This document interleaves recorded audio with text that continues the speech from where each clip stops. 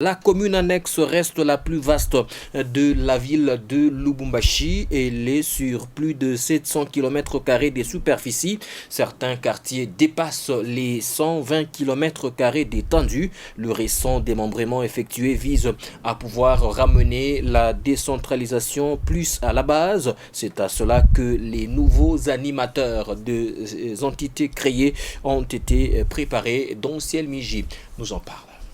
Les animateurs des quartiers nouvellement créés sont les cadres de base longtemps initiés à la gestion des ETD. La plupart ont été chefs de cellules ou chefs de quartier avant d'être nommés à la tête de ces nouvelles entités. Parce qu'ils savent bien les problèmes des quartiers, ils savent sécuriser les quartiers, ils savent intervenir s'il y a un problème, par exemple l'abandon des enfants. Donc ils sont là. Donc on ne peut pas prendre quelqu'un qui habiterait à l'Orachi pour le mettre comme chef de quartier au niveau de notre commune. Non, ça ne peut pas se faire. Donc il faudrait que vous soyez résident de ces quartiers-là. D'ailleurs, la plupart qui ont eu la promotion, ce sont les chefs de cellules. Et puisque le besoin est celui de faire une proximité entre les dirigés et leurs dirigeants, ce démembrement est donc salutaire. Que la commune annexe, pour le moment, elle est sur plus de 700 km². Vous voyez? Donc, c'est pratiquement un pays, tel que le Gabon.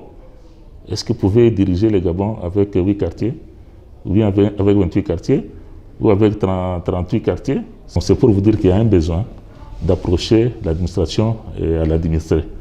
Donc le souci qui nous anime ici, c'est nous voudrions que les quartiers fonctionnent, parce que pour le moment, il y a des grands quartiers qui ont des dimensions même de certaines communes de la ville de Lubumbashi. D'après Rébi Moussense, bourgmestre de la commune annexe, le démembrement de cette entité reste un processus pour les développements réels à partir de la base.